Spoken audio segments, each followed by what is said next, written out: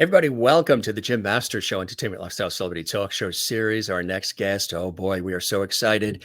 If you are a Twilight Zone fan, you're going to love this episode. And if you love illustration and you love pop culture, you're going to love this episode. Arlen Schumer is here. He is the expert extraordinaire. He is a Twilight Zone scholar, a renowned illustrator, pop culture historian, and a brilliant author.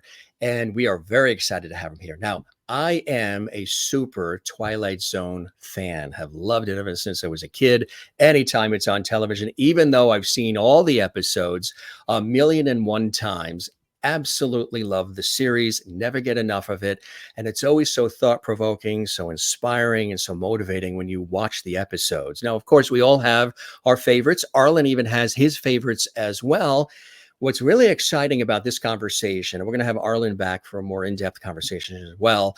We're going to be announcing a very special event that's happening in New York City that's actually celebrating Twilight Zone, but also something unique and something extra special. I mean, Arlen puts his heart and soul in everything he does. And as you can see, this is something special. The Twilight Zone, A Stop at Willoughby, and The Swimmer are going to be celebrated in screenings at the Triad Theater in New York City. We're going to tell you about that and how you can go to that. Now, of course, that's at the time of this show. So if you're watching this 6 months from now, it will have passed, but there will be other events and other cool things. Twilight Zone, one of those epic series, one of the best series ever to hit television. Rod Serling's baby, of course. We miss Rod. Gone way too soon. But we all have our favorite episodes, of course. Me, I've always preferred the original black and white versions that aired on CBS originally versus some of the other later incarnations. I know there's been colored versions and movies and different things. But for me, there's just something about the way it was shot, the music, the time period that's captured, that is extraordinary. And again, Rod Serling, one of the greatest minds. It was a genius, not just only, as a creator and a writer, but also in just somebody who took a look at the way humans interact with one another and the way we should maybe interact with one another. What's really cool about the episodes of The Twilight Zone, they all have a story. They all have a moral. They all have moments for us to stop and think and pause about our own lives. They all have things going on in these storylines that can even relate to today, even though this was done, like in the early 60s time frame. The content, the storylines are relevant to today's life. And that's what I love about it. It's one of those shows that really stands the test of time. And our very special guest, Arlen, he knows that, and he's written about it in prolific ways and in glorious ways as well. If you're a super Twilight Zone fan, then of course, we're celebrating the 65th anniversary, which is so hard to believe, and like 100 years of Rod Serling, 65 of the incredible series, the Twilight Zone. What is your favorite series? This is one of those that we're talking about that was penned by Arlen. And this is another labor of love for him as well. The 5 Themes of the Twilight Zone, essays by Arlen Schumer. Again, he has really put so much time and attention into this series. He's also, just so you know, and we'll mention this as well, he's penned other books as well. Take a look at this. Again, for those of you who love comics and illustration, you'll love this. And take a look at this one as well. This is another one near and dear to his heart. Right now, focusing on the incomparable Rod Serling and the Twilight Zone series. Again, as we mentioned, something very special that's coming up in New York, we're going to tell you about, which is something really terrific, celebrating 65th anniversary of the legendary TV series, The Twilight Zone, and creator Rod Serling's centennial. It's going to be a special Saturday afternoon double feature screening pairing his wonderful favorite episode of 1960's A Stop at Willoughby and the 1968 cult classic film, The Swimmer, starring the equally legendary Burt Lancaster and adapted from a short story by the equally legendary John Cheever. This is really something special, again, on the heels of the actual anniversary. So there's Rod, of course, and one of those famous opens that you remember from back when. Let's get our guest on because we have so much to talk about. Again, he's a renowned illustrator, as I mentioned, a brilliant author, a pop culture historian, and a true Twilight Zone scholar. And he's joining us here. He's coming to us from the greater New York area. My very special guest, Arlen Schumer, surrounded by lots of history and memorabilia. Take a look at what's around him as well. It's very colorful. Arlen, welcome to the Jim Masters Show, my friend. Jim, let me just say, not only was that a great introduction for me, but your introduction to the Twilight Zone itself was one of the best introductions to the show for people tuning in who don't know the Twilight Zone. You captured it beautifully, and it was really heartfelt. So I just want to, commend you for that. Thank you very much, my friend. I really appreciate that. You and I By were the having way, look, I'm wearing my He's got the shirt. shirt in honor. I know it's not in camera view, but I love the room that you're in too. Before we chat about Twilight Zone, tell us about the incredible room. It looks like your workstation, your studio. well, it's my large apartment with a cathedral ceiling in Westport, Connecticut. You can see the light coming in from the window on this side. That's my bulletin board with all manner of tchotchkes and little, Batman, my favorite figure. You can see Alex Ross's Superman, Neal Adams' greatest DC Comics heroes, the Batman artist of I'm trying to point in the right direction. The Batman artist of there we go. The Batman artist of the 60s, Carmine Infantino, Gil Kane, Infantino, Dick Sprang. And I wish I could tilt the camera. I don't want to mess up my camera view to show you the rest of my apartment. But yeah, I've covered every square inch with images that mean something to me from my childhood growing up immersed in American pop culture, including, of course, the Twilight Zone. Absolutely. A child of television like myself as well. And so many iconic shows that we haven't had an opportunity to grow up on, but also celebrate as well. For you, my friend, what is it about the Twilight Zone that resonated with you early on in your childhood to the point where you've really made it a central focus of so much of your work? You're such a scholar, but also a real supporter and a flag waver for everything Twilight Zone. Well, the very first image I can recall, Jim, as a child was the black and white Twilight Zone eyeball in outer space, which was the 1963 graphic opening of the show, the most famous of the graphic openings. And I must have been 4.5, 5 years old when I saw that. And then flash forward 27 years later, I create the first coffee table art book about the Twilight Zone, Visions from the Twilight Zone by Chronicle Books in 1990. And when you take off the dust jacket, I got the eyeball embossed in white in outer space. So what are the odds that this would be the first image I can recall as a child, and I would end up doing a coffee table art book about the show, which is still the only book that treats the television images. Let me get a nice one. Like black and white art photography and the dialogue and narration to read like poetry, because Serling's dialogue, which is what all of what you're looking at was poetry on television. And that's just one of the aspects that makes him not only one of the greatest American television writers of the 20th century, but one of the greatest American writers of the 20th century, which I don't know if he gets that acclaim, but that's where I place him. He was a visionary of the 60s themselves. He was really like an Old Testament Jewish prophet, just like Bob Dylan was in the 60s, but in 20th century bodies. And what Dylan brought to rock and roll, the poetry, the literacy, the ideas, Serling brought that to television in the Twilight Zone. And 65 years later, we're still listening to Bob Dylan, God bless him, and we're still watching the Twilight Zone because of this kind of almost biblical morals and ethics and philosophies that he was able to get across in 25 minutes. In some of the greatest episodes, the depths of the philosophy and the concepts of all the great ideas in human history. Life and death, man and God, man and society, man and woman, good versus evil. All of the great stories are in the Twilight Zone in 25 minutes. And that is Serling's genius, that he was able to do that on American television in 25 minutes.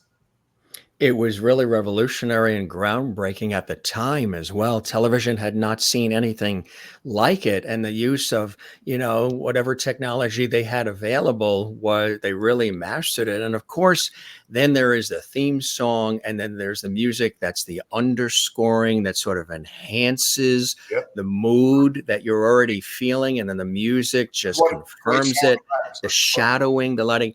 I mentioned in the introduction that for me, and everybody has what they enjoy in life. For me, I still don't see anything that tops the original black and white versions. Twilight Zone. All of the remakes, starting with Spielberg's movie, first of all, they were shot in color. The Twilight Zone was a black and white concept, the middle ground between light and shadow. So by shooting it in color misses the point of the Twilight Zone, because it was as much of a visual show as it was verbal. And the remakes in the 80s were horrible. The ones at the turn of the century were terrible. Jordan Peele's recent 2 seasons of 10 one-hour shows were dismissible. There's only one Twilight Zone, and that's the original 156 episodes CBS made between 59 and 64. That's it. There were the half hours, and then there were some of the hour-long versions as well. There was one that I thought that was interesting of the hour-long, and I've watched it a couple of times, and it's the guy that keeps all of those killers in his basement. Yeah, and he admires them from the museum. Right. And he admires them and he dusts them off and he talks to them and he just falls in love with them. And then they turn on him at the end because he made his whole life about it. And he becomes one of them in the museum. Interesting idea, celebrating the negative side of society and revering the Boston Strangler and things like that. Did you like the 1 hours, or do you still prefer the half-hour versions of the Twilight Zone? I only write about 3 out of the 18 one-hour episodes they made, because I feel that the rest of them were padded to fill the hour. And that was the problem with all those half-hour anthology shows back then. Alfred Hitchcock Presents went to 1 hours. They're not as good as the half hours. And even Outer Limits, people love the Outer Limits, but all of those are padded. I would love to give to a professional TV editor, Jim, all of these 1 hour episodes and have an editor professionally edit them down to a half hour. They would all be more watchable.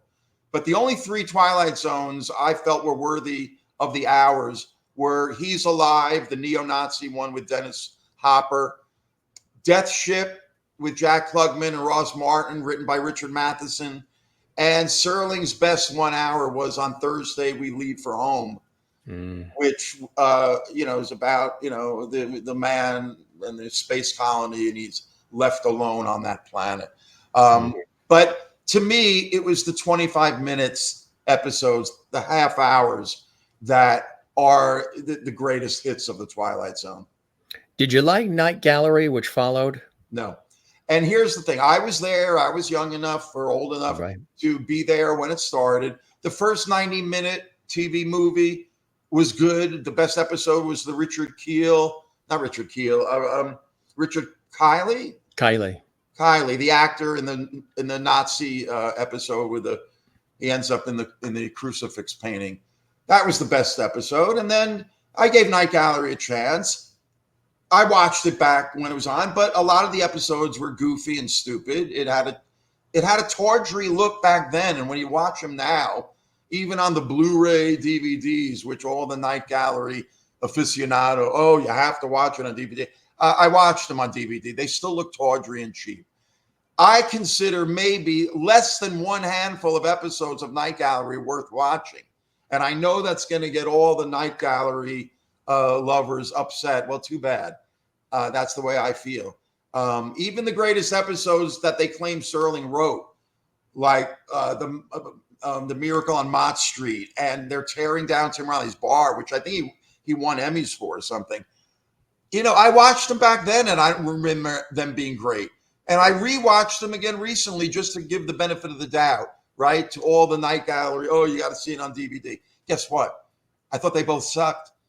They were, to me, the worst examples of Serling's writing that he was criticized for. Overwritten, preachy, Serling sermons like Capricorn, and yet the Night Gallery people love it. So to me, there's just the original Twilight Zone. And out of the 156 episodes, again, I'm very harsh. I think half of the Twilight Zone episodes were dogs, varying degree of dogs.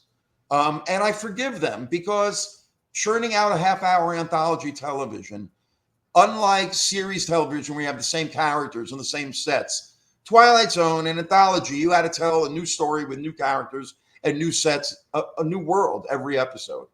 So for me to decide that there were 68 episodes worth writing about in my book, The 5 Themes of the Twilight Zone, to me is akin to a baseball hitter batting over 400, which 68 out of 156 episodes, I think it's like batting 435, I mentioned in my book.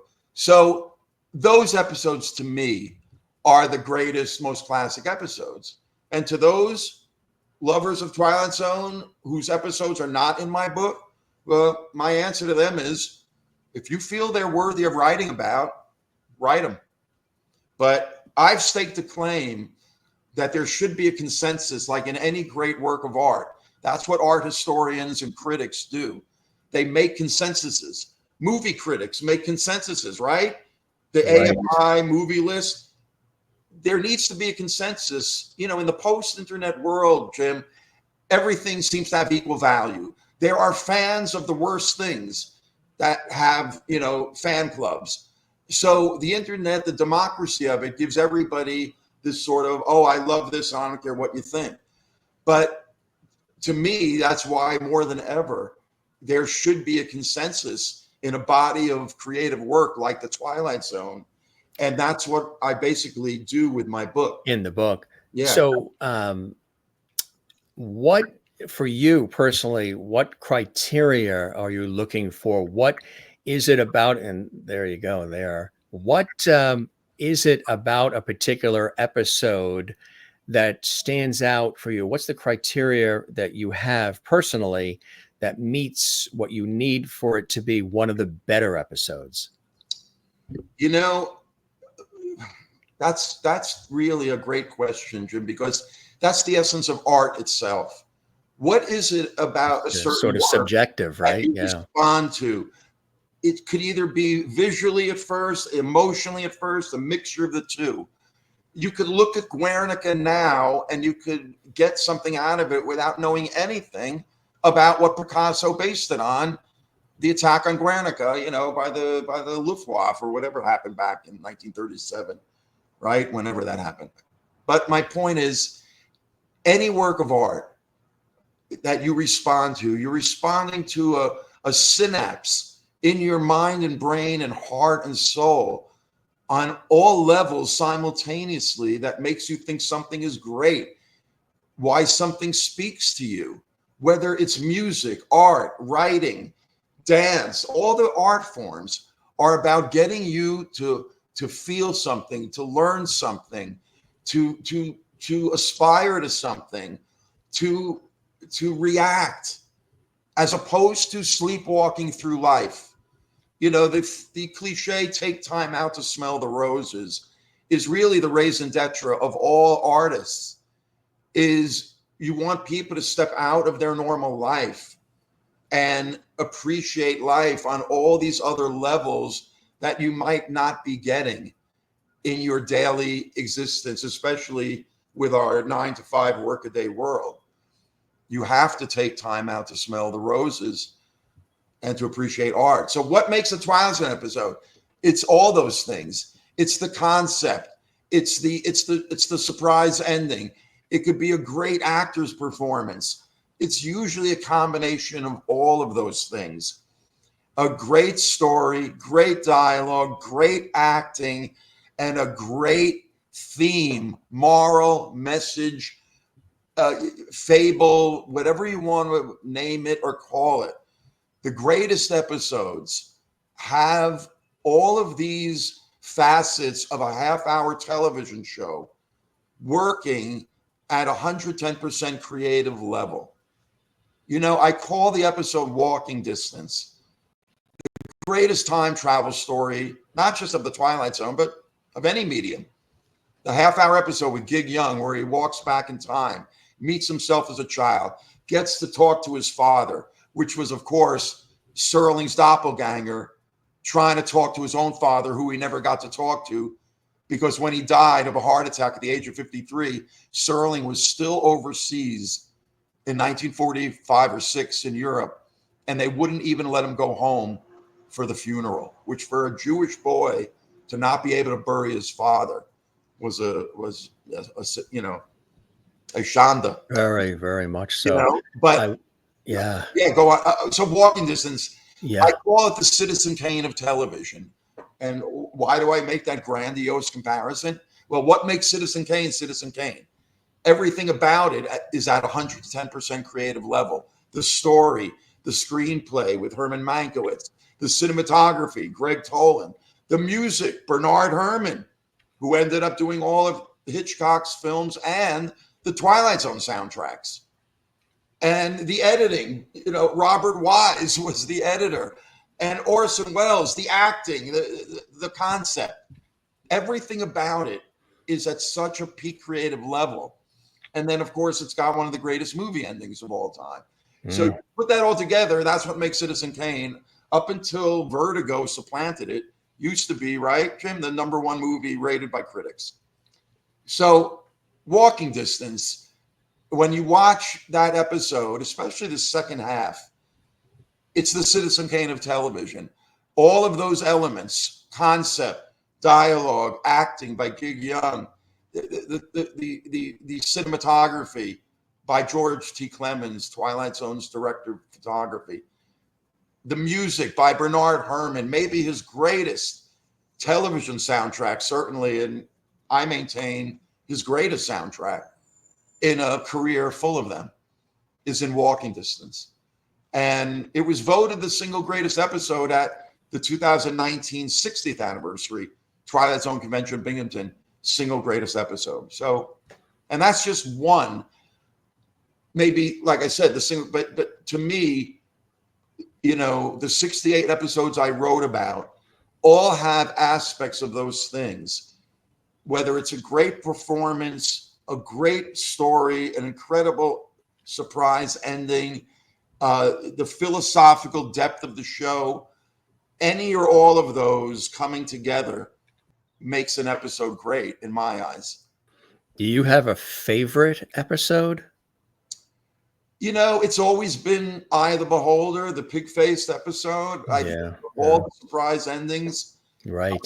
The shock of those pig faces, because they're equal parts comedy and tragedy. And like, when you look at them, at first they look ridiculous. The snouts of the pigs and the curled upper lip. But at the same time, Jim, they look grotesque. They look horrible. And riding that line between comedy and horror is a very thin, difficult line.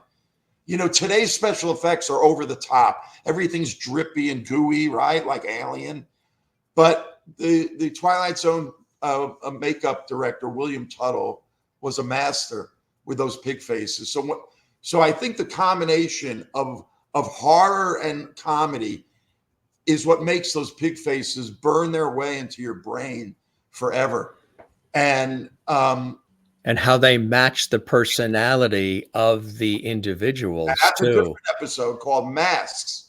Yeah, Masks. Oh, Masks. That's right. Also by William Tuttle. The pig one was when the beautiful girl was unwrapped in the hospital bed. Which was Donna Douglas. And she was gorgeous, but they said she wasn't. Right.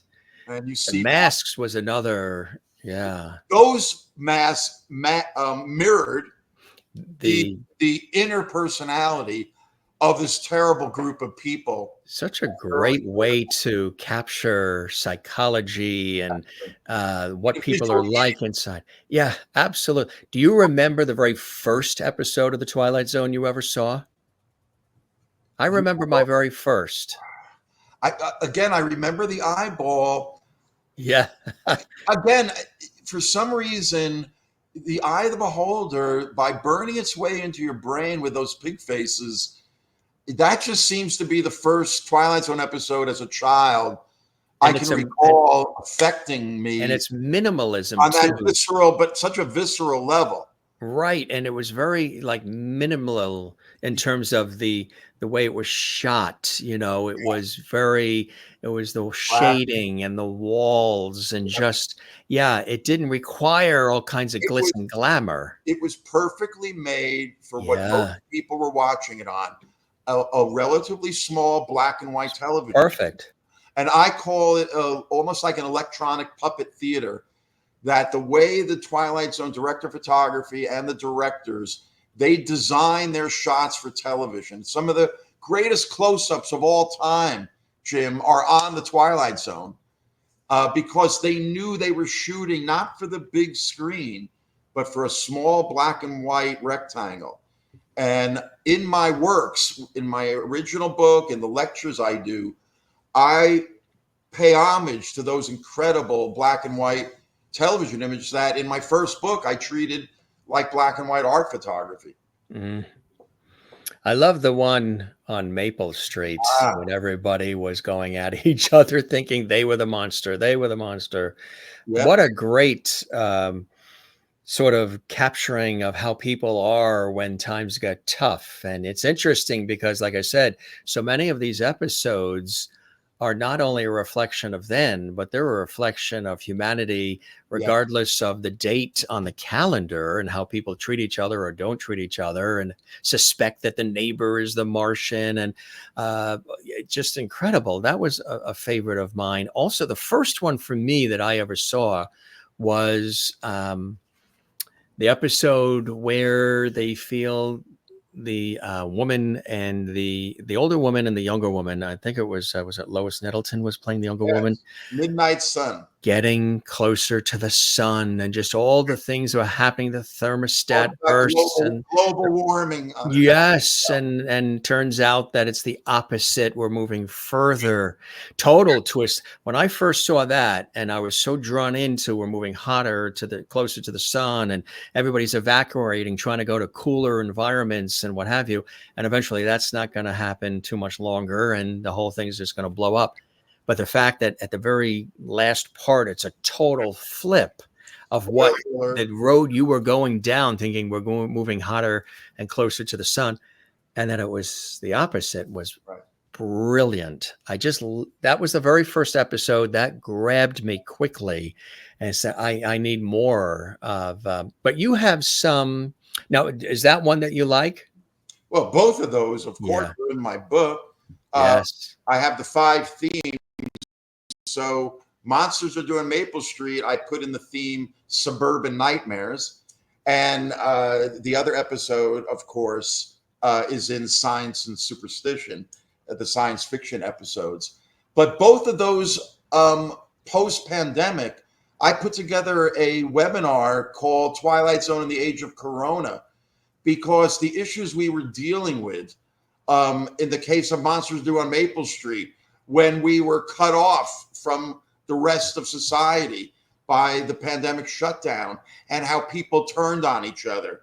Maple Street, there's another episode, its sister episode called The Shelter, also has relevance. Yes, the guy that had the nuclear shelter and the neighbors at the dinner party. By January 6th. That was a great And episode. then Midnight Sun is Global Warming by Serling, writing in 1961. Along with a bunch of other episodes, Twilight Zone's episodes so speak. Like any great work of art, it was both of its time and timeless. The fact that so many episodes speak to what we were going through on the pandemic and things that we're still going through. But episodes about isolation, episodes about deserted cities. So many things we went through in the pandemic were reflected. Ruling leaders who want to make this society conform, Of and yeah, course. And that's what makes Serling that Old Testament Jewish prophet, that visionary, that he was of his time. He was coming out of the 50s, the McCarthy era, the man in the gray flannel suit era, you know, stories about post-war American society, but kind of lifting the patina of genteel civilization and showing the dark underbelly of American life, which is something that a future Serling metaphorical child like David Lynch, his two greatest movies, Blue Velvet and Mulholland Drive, are basically Twilight Zone episodes, in that they exactly. peeled away the veneer of what you thought you were watching was reality. Room for one more. That Another one with the morgue too. That was Serling the Great Adapter, adapting a Bennett Cerf short story in a ghost collection, famous ghost stories, I think it was called. And Bennett Cerf's version was based on an old, Scottish legend or something. But those stories dealt with, stagecoaches and buses, crashing and killing people. Whereas Serling adapted it to the hospital setting and the woman in the morgue going, "Room for one more, honey," which is just one of the great Twilight Zone aphorisms of all time. Yeah. But that was all Serling, the master adapter. Jim, some of the greatest Twilight Zone episodes are not only written by Serling, but were adaptations of other people's writings. And as you know, there's an art to adapting a prose story, especially to a 25-minute TV episode versus a whole movie. But that's why they give Oscars to best adapted screenplay. I think out of the 41 Serling episodes in my book of the 68 total, I think a dozen of the 41 are Serling adaptations. An episode like Time Enough at Last with Burgess Meredith, the glass is breaking. That's people's favorite episode sometimes I've seen in polls. People remember that, right? Yeah. That's a Serling adaptation of a short story. But I believe had it been a Serling original, he would not have ended it with Meredith cruelly having his glasses broken. That was Serling faithfully adapting Lynn Venable's short story ending. Very pessimistic worldview, which is why we remember it, for the cruelty. We were made to fall in love with Meredith's character. And then at the very end, that's a very cruel twist of fate. Yeah. Serling, I believe, had it been his story, he would have ended it with Meredith left reading his books with Time Enough at Last. But, with a crane shot pulling away, right? So, but that's an example of Serling, the master adapter. And Room 22, or just 22 is the episode, with Room for One More, is a perfect example of that.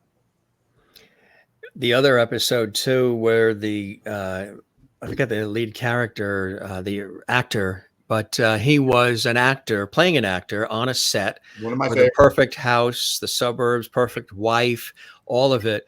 But it was a fictitious TV show that he was on, and yet he couldn't separate reality of his real life from the fabulous family and loving wife and beautiful suburban home and all of that and great job that he had in the series, which was really, that was a cool, and people do struggle with that, Right. So that's, to me, the greatest episode by the great Richard Matheson, world-renowned science fiction writer. He wrote Incredible Shrinking Man and the screenplay, maybe the best science fiction movie of the 50s. And he wrote the second amount of Twilight Zone scripts after Serling. I think 8 of his episodes are in my book I write essays about. But the great thing about that particular episode is, and why it's, I think, his greatest, it's about the essence of the Twilight Zone, which is, what is reality? And is our reality, philosophers have been discussing, are we living a predestined life, or do we have free will and we make it up as we go along? The idea that an actor believes he is the role he's playing is very, very meta, of course. But from the camera's perspective, he's an actor who's gone off his nut, right? But from his perspective, he was a businessman who went to pick up his phone, Right. and all of a sudden it's dead, and you hear somebody yell cut, and his life has become a movie. So that concept, remember I said you got the great concept, a great dialogue, great acting by the great actor Howard Duff.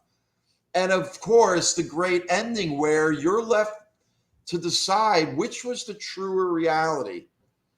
The reality of the businessman who flies away on vacation at the end, or the reality of the drunk actor who delusionally believed he was the role he was playing, that of that businessman. And to me, that is what I call Twilight Zone. You know, you are that. And I consider it Matheson's greatest episodes. I love the episode too, where the husband and wife wake up on a lawn in a random town, and it turns out they had been drinking, and one took over the wheel for the other, and they're hearing a giggling of a child, and they're in this town looking for people, looking for a bite to eat, whatever it may be. And the entire town is a play set. It's fake. Everything is not real. The tree falls over. They hear a church bell. Nobody's in it. They go on the train. It doesn't go anywhere. And it turns out that they are, it's almost a lesson. Don't drink and drive it away, because look what can happen. You will now be play figures in this child's world from another planet. And her hand comes down and scoops you up. And there you are, mommy, look at these earthlings. There's so many underlying messages about life and living and how to sort of conduct yourself and what happens if you do certain things in such a brilliant way. And I always enjoyed that episode as well. Well, that was an episode written by Earl Hamner Jr., who was a newbie at the time. And he, of course, went on in the 70s to create the Waltons. But he had a kind of a jaundiced eye view of city folk coming from the South, where he came from. And he wrote a couple of episodes that I call the hillbilly episodes of the Twilight Zone. But I have, I think, 3 of his episodes. I think he wrote 8 Twilight Zones. 3 of them I write essays about in my book, and that's one of them, Stop Over in a Quiet Town. And you talk about life lessons. If you really watch that episode and listen to the dialogue, what it's really about is a terrible marriage, which, by the way, was a running theme on the Twilight Zone that I talk about in my book. You know, American marriages were presented by the media in the 50s that Serling was coming out of as, you know, the nuclear family intact. Nobody wrote stories about divorce and about single women, but Serling did, and his other writers did. And what Stop Over in a Quiet Town is really about is they're not trapped in the hell of being playthings in an alien's playset. It's the hell of their own marriage, because the husband is an alcoholic who blames his wife for driving them into this mess. And in the end, after an episode-long verbal abuse of this poor woman, she finally agrees that she's a screwball. And this is verbally in dialogue. And how could he ever love her? She says jokingly. So the episode is operating on 2 levels. There's the plot about being in a deserted town, which was, by the way, Hamner doing his take on Serling's very first episode. Where is everybody? About the man in the deserted town. Right. Except he puts a couple in a deserted town. So it's interesting. I consider Stopover the last great episode of the Twilight Zone. There were like 6 more, and they all kind of suck. But that episode is the last great episode. And in my essay, I go into detail about that it's operating on this other level of just a jaundiced eye view of American marriage in the early 60s that wasn't being shown on television. How long did it take you to put this together, the 5 themes of the Twilight Zone essays? Well, you know, I've been working on, I first got to do capsule descriptions of what ended up being the essays in my book back when my first book came out, in 1991, I got the chance to do a lecture at the Chicago Museum of Broadcasting, and they gave me 5 days bracketing my appearance to program my 50 favorite episodes. They would screen 10 of them each day. So I thought, wow, what a great opportunity. I've always been thinking of my favorite episodes. So I had to come up with 5 themes because I had 5 days. And the names of the themes, the concepts almost came to me all at once. Science and superstition, suburban nightmares, a question of identity, obsolete man, and the time element. Out of all of those, the only one that doesn't have a direct Twilight Zone connection is suburban nightmares. But that just came to me because so many Twilight Zone episodes were about American suburban nightmares. So I wrote capsule descriptions then, and in the next 30 years, on and off, I would elaborate on them here and there. But when I got the opportunity through Bear Manor Media to do a book of these essays, I then sat down, watched all the episodes fresh, even though I've seen each one of them the proverbial 1,000 times, right? But I took what my 8th grade science teacher called copious notes. And of all of the influences that these episodes suggested in me, being a pop culture historian and connecting the dots of high art, low art, television, movie influences, things that both the Twilight Zone was influenced by, that preceded it, like surrealism, and the American pop culture that followed the Twilight Zone that was influenced by it. And as I watched these episodes, I allowed all these influences that suggested themselves to be in my copious notes. And then I sat down to write the essays that ended up being the essays in my book that I just, again, I didn't follow a linear description of the plot. I mean, if you want to read Twilight Zone episode plot summaries, you can go on Wikipedia. There's a bunch of books about them. Some of my essays kind of follow the plot in a linear way, but most of them I allow to be more stream of consciousness and be more essays versus rote episode kind of telling you what the plot was. And in that way, I'd like to think that they reflect all of these aspects of the Twilight Zone. I go into the philosophical angles. I go into the pop culture that it influenced. I go into the various ways it's influenced our culture, why these episodes speak to us. And I'm really proud.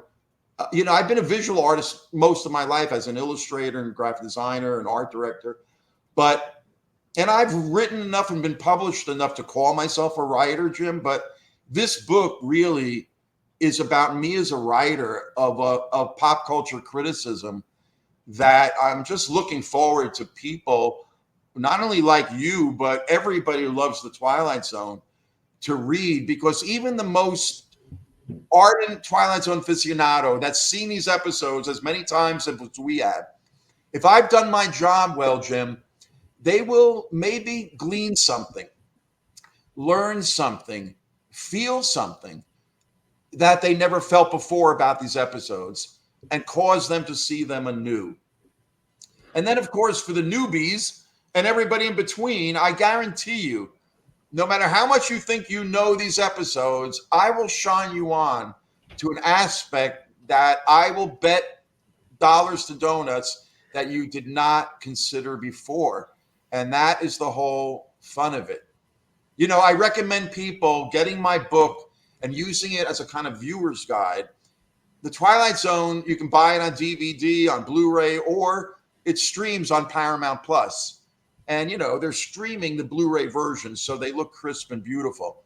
But I recommend, that was my first book, but that is out of print. You can only get that on, eBay and Amazon. But this book, you can get a hardcover directly from me, signed, of course. But the thing is that if you watch the episodes in the order that I order them in my book, and then read my essay after the episode, because I want you to first watch them fresh and form ideas of your own. then read my essay about that episode, I guarantee you it might make you rewatch the episode. Mm-hmm. Right? But if Absolutely. you do that, and by the way, this is a perfect opportunity to have a significant television viewing experience with your wife, husband, significant other, whomever. You both watch these episodes together because they're for men and women and everything in between. They speak to us all, and they're a great bonding exercise. And then you read the essay together and you discuss the concepts I bring up. A good time is guaranteed for all, Jim, if you use my book as a viewer's guide. It's a good thing you're left-handed. I'm actually right-handed. There we go. And then, and one of the reasons why we had you come on now, and again, this is very timely. So if somebody's watching this episode 6 months from now, it's past tense, but there's other events and other things that'll be happening. There's something very special that's happening, tying into the 65th anniversary of this epic television series, and like 100 years for Rod Serling. And this is something that's near and dear to you. It's happening in, of course, New York City. Tell us about this. So that is a combination screening of a Twilight Zone episode and a movie, along with a book signing at a beautiful cabaret theater on the Upper West Side in New York City called the Triad Theater. And it's on Sunday. It's a daytime screening, begins at 2:00. And the reason why I connect these two specific episodes, Serling's favorite Twilight Zone episode, 1960's A Stop at Willoughby, and the 1968 cult classic, The Swimmer, that Burt Reynolds considered his greatest acting performance and the greatest movies ever been in.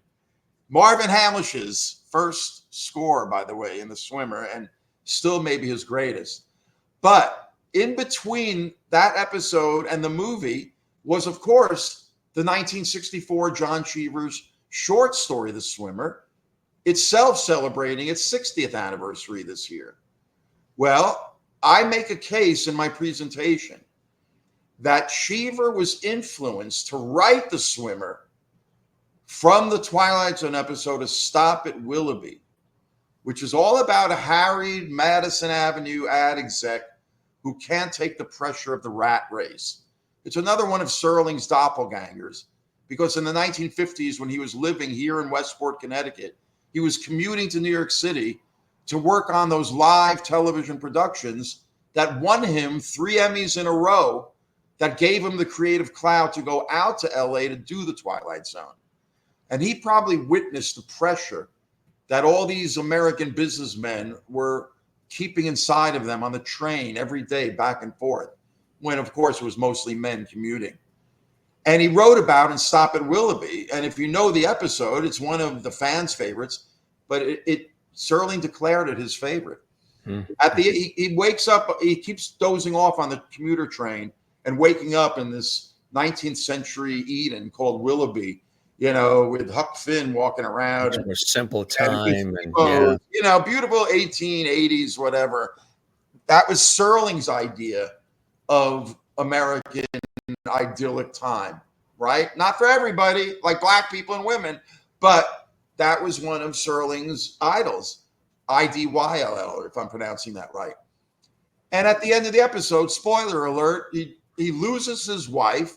She leaves him when he quits his big ad exec job. She was only with him for the money. Another jaundiced view of American marriage. He loses his job, loses his wife, and decides at the end of the episode, every time he gets off at Willoughby, he doesn't get off in time in the previous daydreams. But at the end of the episode, he says, next time I'm going to get off at Willoughby and stay off. And he does. But then, of course, the camera cuts to his dead body lying in the snow, fell from the trestle of the train above. The policeman asked the conductor what happened. The conductor goes, I don't know. He got up out of his seat, yelled something about Willoughby, and jumped off the train. So that episode aired in 1960. John Cheever is writing The Swimmer not too long after. It started out as a novel. about a man he wanted to do a take on the famous legend of Narcissus, who falls in love with his reflection in the pool and realizes that Narcissus must have been a great swimmer, right?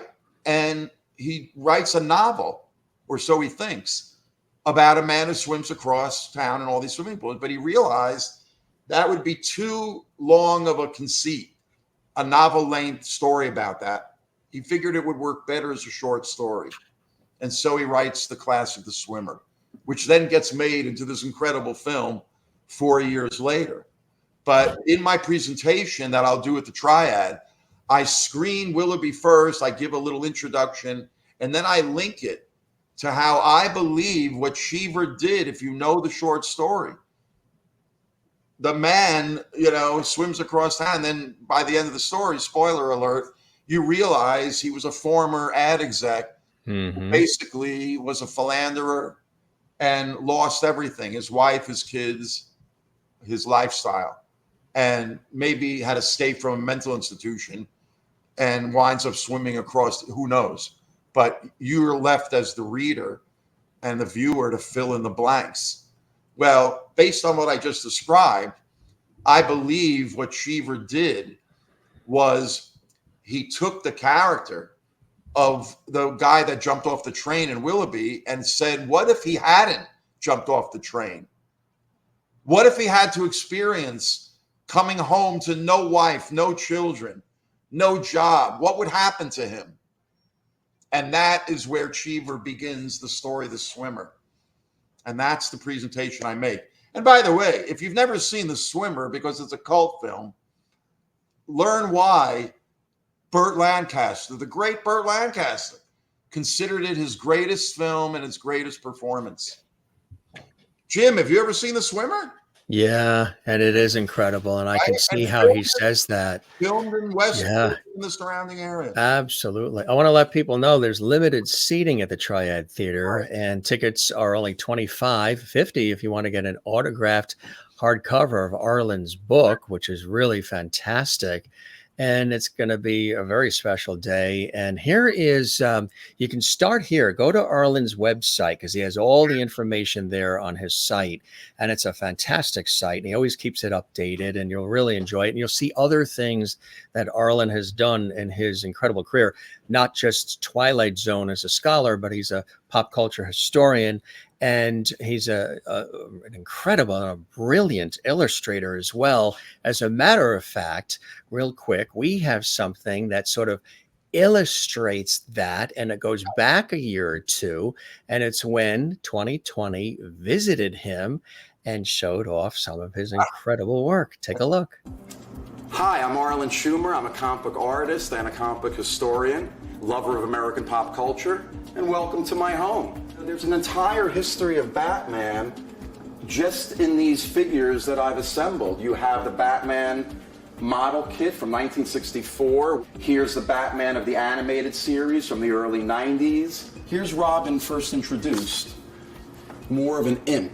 And then in the 1970s, that's what he looked like then. So the things in my apartment also show the history of how these characters developed over time. I've been drawing since I was 3 years old, and then in summer camp, and when I was 5 or 6, I was turned on to comic books that were in bunks. Along with the Archies and Bettys and Veronicas, they were superheroes, and started drawing from looking at the comics and reading the comics, and they really taught me really everything I know about art, even though I went to a great art school and studied with great artists. What we're going to do is the actual nuts and bolts, old-fashioned, old-school 20th century drawing. It's a little bit of magic. Okay, with this drawing of Iron Man, I took my pencil drawing and I scanned it into the computer and I printed it out, but in reverse of the way I penciled it. So that now I'm going to flip it over on the light table, and now on this side of the paper, I'm going to ink it with black line and make those decisions of what to ink and how thick the line should be and where you should commit to black. Okay, so there's the logo for the show. I scanned this ink drawing in, and that's how we got this drawing here. And you could see as I pull off these different layers, you could see all the different characters that I have here. There's your Batman in the background, Iron Man, Ares. My photo reference for him, picture of Brad Pitt from the movie. The shield is from another source, and the sword is from a third source. My Hercules is basically, I use Arnold Schwarzenegger. We have Zeus, which I based on the classic Zeus from Fantasia, the Walt Disney film. And that's basically how I'm going to create this composited image. I have a lot of work cut out for me. I have to finish inking these drawings and scan them in and color them. But thanks for coming. I hope you enjoyed it as much as I did. I'll see you in the funny pages. A blast from the past. I tell you, huh? That was cool. Behind me, nothing's changed. That's it. So that just shows everybody that he's had a love for art and television creation for a long, long time, and has made it a significant part of his life and livelihood and profession. And Twilight Zone being one of those incredible things. So many great episodes, so many stories written about it. Of course, Rod passing away at, I think it was like 44 at a young age. 50. 50, was it 50? Yeah. I remember the announcement, and it was just so sad because he had so much more to give. And yeah, I love that episode too, when the Joker would give the information. I think it was William Shatner was there were several people too that were in these series, like Billy Mooney and Jack Klugman and William Shatner, of course.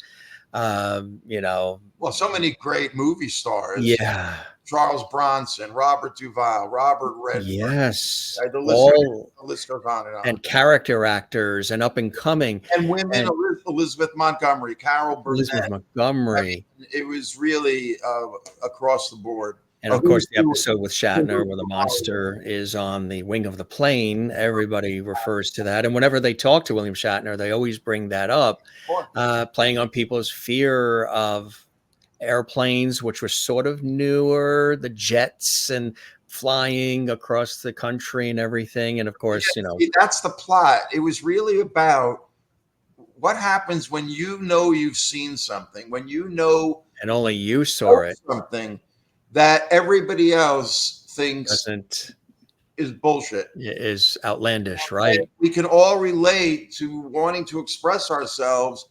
Please listen to me, but people are ignoring it. They don't think it's real.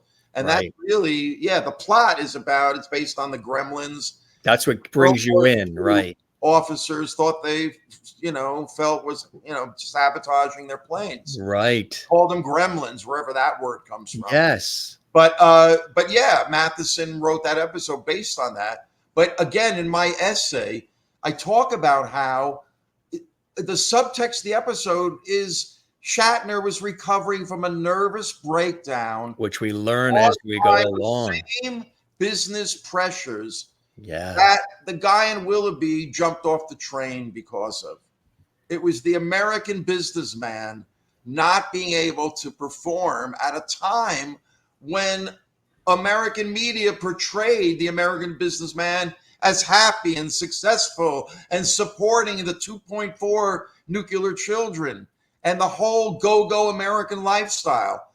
But behind the facade, Serling witnessed men cracking from the pressure. You know what reflected that too? My father has always loved these spots, and I do too. And you can find them online, several of them.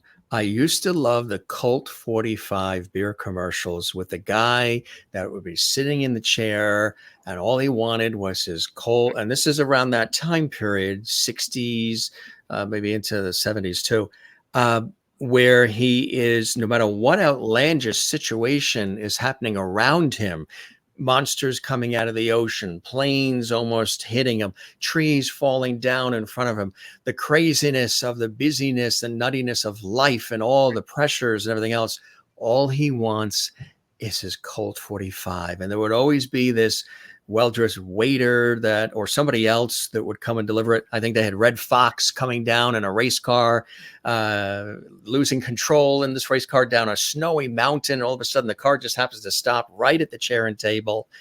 And then they come out and pour that Colt 45, in a world of doldrums and that kind of thing.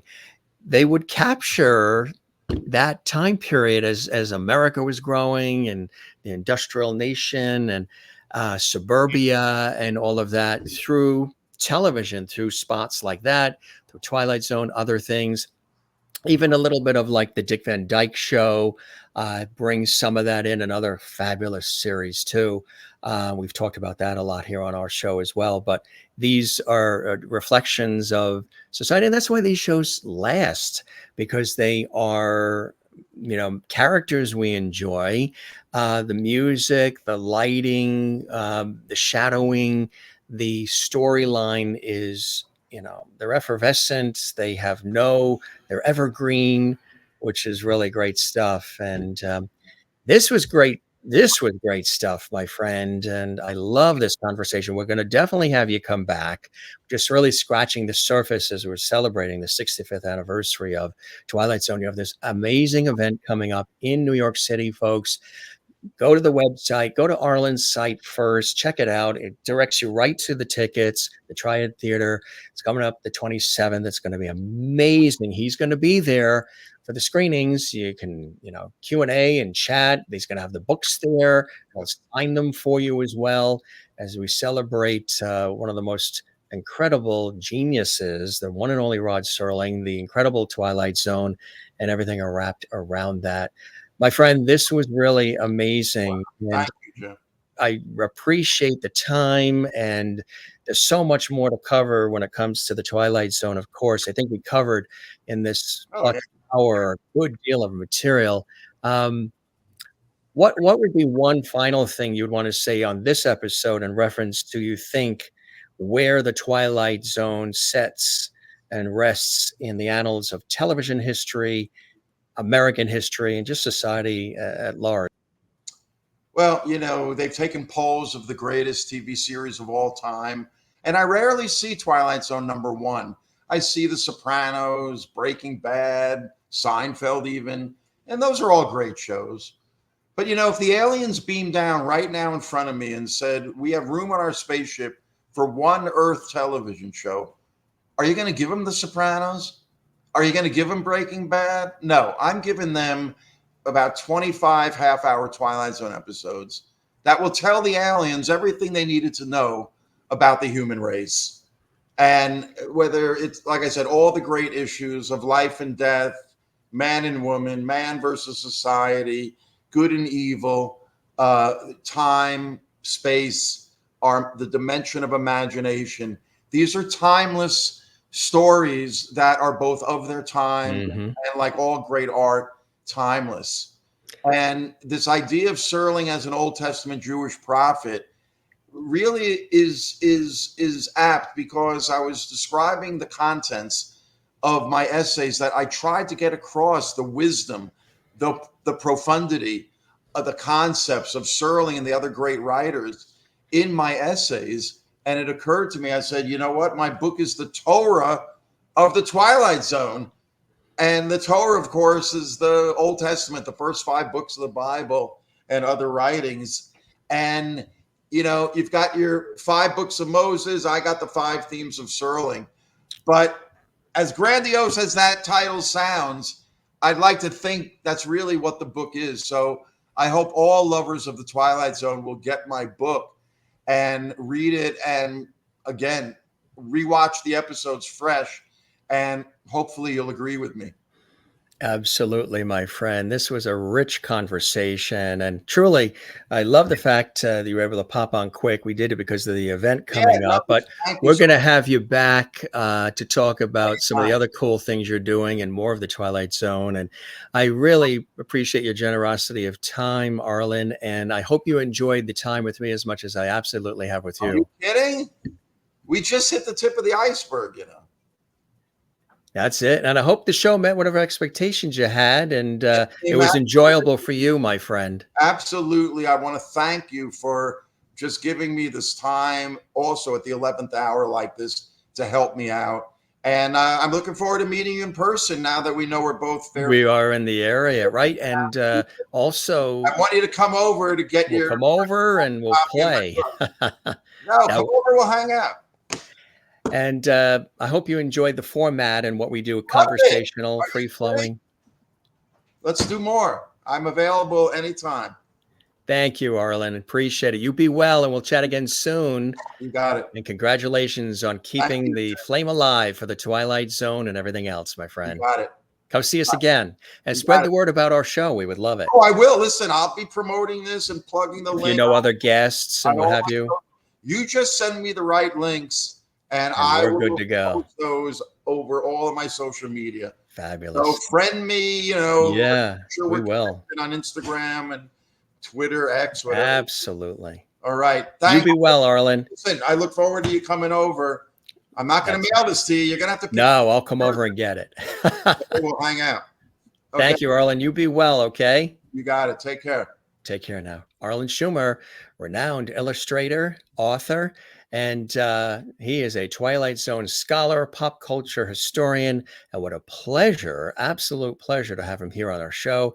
We thank him for all of his time, and we thank you for yours as well. It was really a great conversation, wasn't it? Maybe even you learned a few things about the Twilight Zone, his prolific background as well. Don't forget the event coming up again on the 27th as well. You can go to his website to learn more, arlenschumer.com. Yeah, I love the Twilight Zone, one of my favorite series, and working in television and radio, as you know, I do. It always is great to pay homage to these amazing shows that have really meant so much to all of us. I'm your host, Jim Masters, thanking you for your time this time. Till next time, come see us again here on the show. If you enjoyed this episode, of course, give it a like. Click the like thumbs up button there, the thumbs up icon. Share this episode on your social media. Subscribe to our YouTube channel, Jim Masters TV.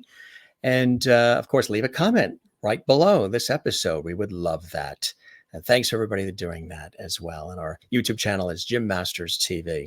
For all of us, take care of one another, love one another, and take care of yourself. And take time for yourself as well. And come see us again right here on the Jim Masters Show. Take care and be well.